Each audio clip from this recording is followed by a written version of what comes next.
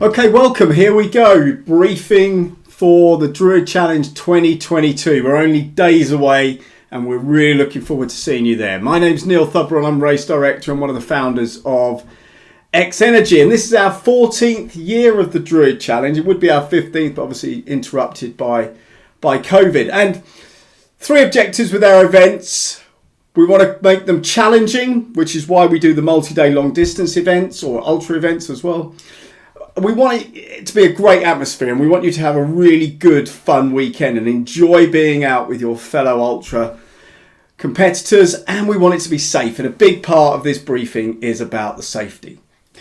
The Ridgeway, the route you're going to be going along all weekend, is the oldest roadway in the UK. It's over 5,000 years old and it's been travelled by every army that's invaded this country. It's been travelled by peasants, by farmers, by Druids.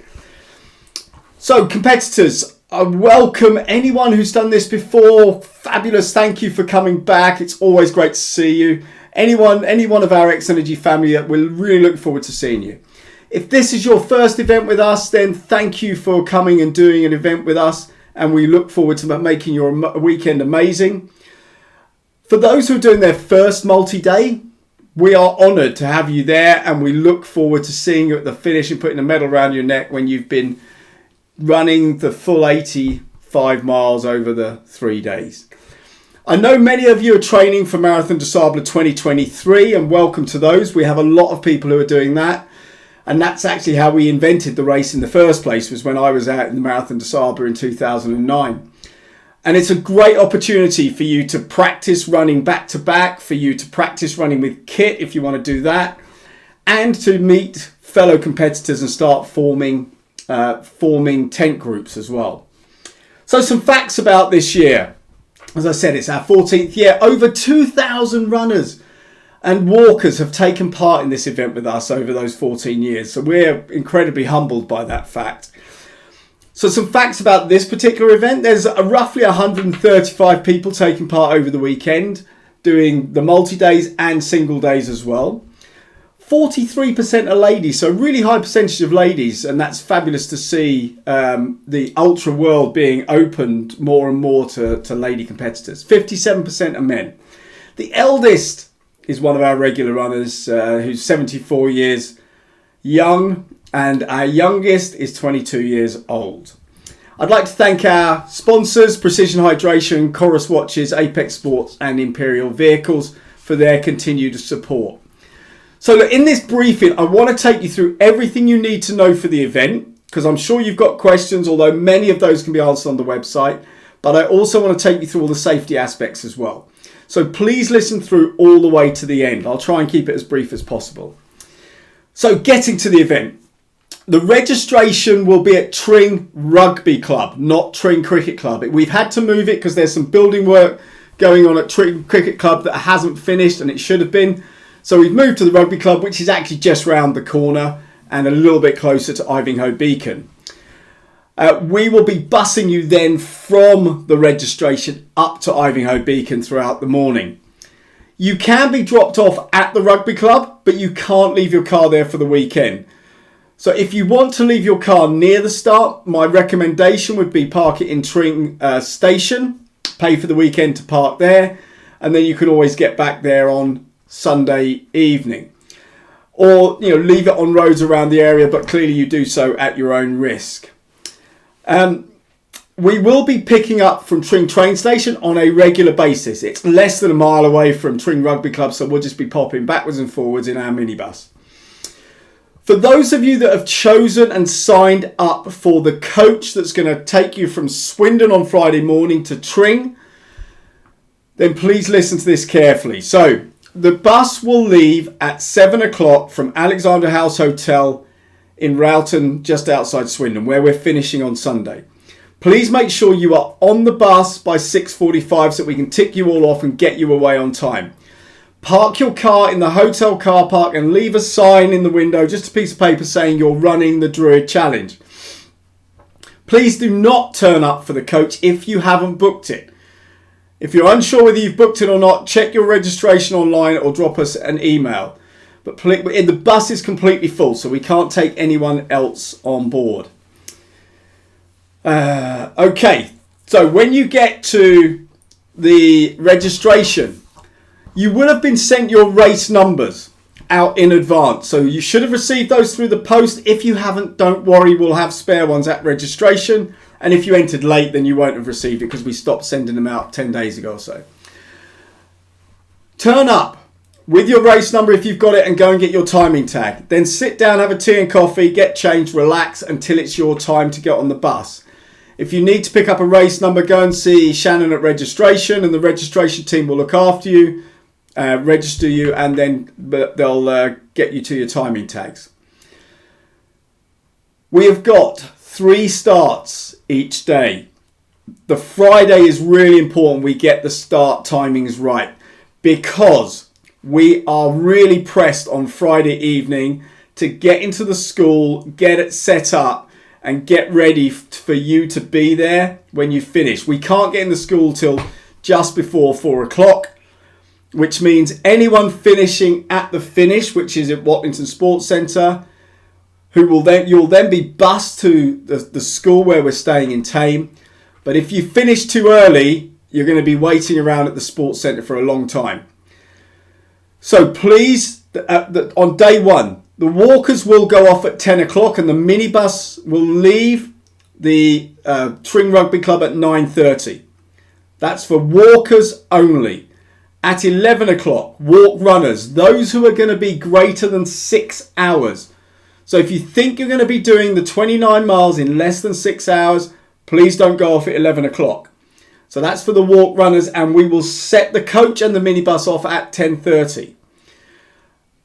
The faster runners, so those who will be less than 6 hours over 29 miles, please go off at midday.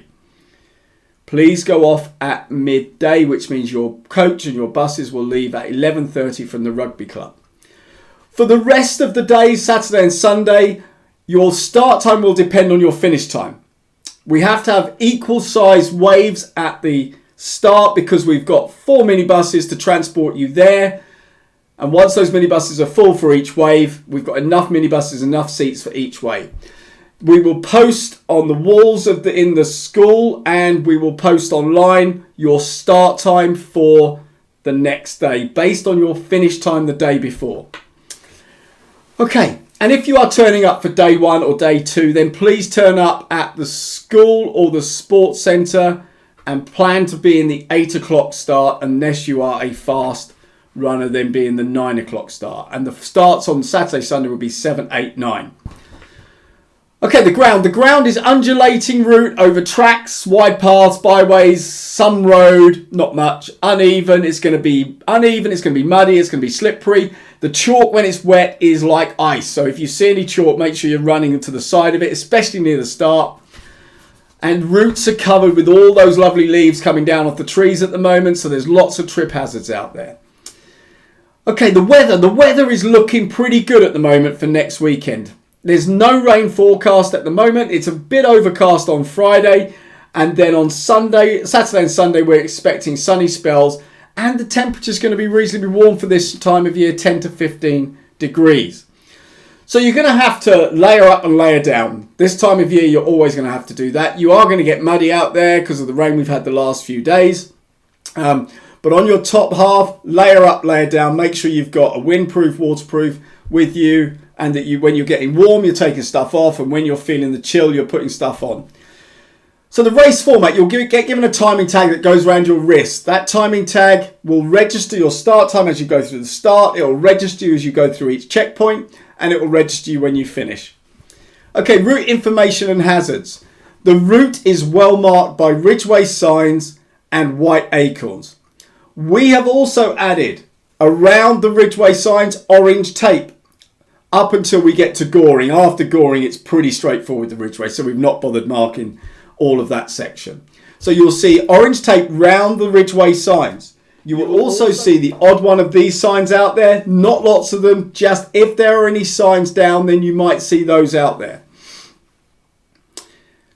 Towards the finish each day, you will see signage that brings you down off the course and brings you back down to the sports centre or to the finish where we're finishing. So they're big yellow runners arrows, big ones.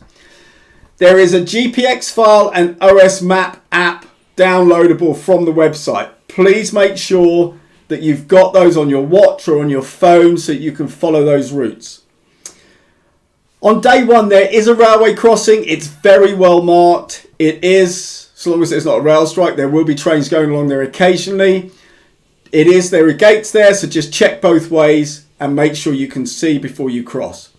Same with roads. Make sure you can see both ways on the roads before you cross the roads, please.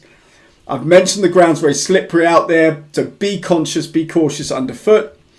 Be conscious and cautious of other path users as well. There are cyclists, horse riders, walkers, mountain bikers. There's lots of people out using the Ridgeway. It's a very popular route, and we haven't got the sole rights of use of it. And please be cautious as on anything underfoot, as I've mentioned. Checkpoints. There are 3 checkpoints each day. They're roughly 6 to 10 miles apart. When you come in, make sure your timing chip is registered. Make sure you hydrate well and fill your water bottles up. Add a little squash as well to help you with hydration. Use the precision hydration tablets that you'll be given at the start and the sachets that you'll be given. There are lots of savoury and sweet snacks at every checkpoint. You're not going to go hungry. But if you want to bring your own stuff along because that's what you train with, please do. And you will need your own cup as well. We don't provide cups anymore at checkpoints. So actions on. Please listen to this is the safety part. Actions on injury. There are 3 levels. If you get injured en route and can get to a checkpoint, please do. Then we can patch you up at the checkpoint. We can recover you. We can sort you out. If you can't get to a checkpoint, try to get to a recognisable location. Call us, call the medics, let us know what's going on, and we will then try and get to you and recover you. But don't just phone us from the middle of a field and say, I'm in a field and it's got a fence around it and a gate in the corner here. But what 3 words is really powerful, so please use what 3 words, that will help us. If you haven't got what 3 words downloaded, please download it, because also the emergency services like to use it as well now. If it's a serious incident, then so someone's knocked down, someone collapses, it's 999 first. And then the emergency services will coordinate with our medics to sort out the incident. Our medics will be at the start, on the course, and at the finish. If you're lost, okay, firstly, I've mentioned the OS map app and the GPX files. So please make sure you're using your electronic mapping to help you. Keep your eyes on the signs. You know, the orange tape around the signs. You've got Ridgeway finger posts. You've got Ridgeway plastic circles with arrows in them with Ridgeway written down the outside. It's a very well marked route. And it's a very well used route. If you find yourself going down a small overgrown track, you've probably come off the Ridgeway. If you haven't seen a sign for a while, please head back and go back to where you last saw a sign. If you're still lost, try and get to a road or a town or somewhere where you can let us know where you are. Maybe ask someone where the Ridgeway is. Ask a local. Or give us a ring. And the numbers will be at the start. You can take a photograph of those numbers at the start or the registration so that you've got those telephone numbers. If you have to withdraw, only withdraw at a checkpoint, please. Don't withdraw anywhere else, because otherwise we'll be out looking for you. So please only withdraw at a checkpoint. Okay, day one, a large portion of you will be finishing in the dark. And that's part of the fun of this event, is finishing in the dark. You know, we all love running in the dark at this time of year. However, you need to make sure you have a head torch in your bag that you're carrying, not your bag that goes to the school. Make sure your head torch is with you. It's got batteries that are new, and that from checkpoint 3 you will have to wear a head torch, or else we won't let you carry on. It is too dark and dangerous on that section to try and go ahead without a head torch. We will have put glow sticks out for the last 6 miles roughly to help you see the route and follow the route.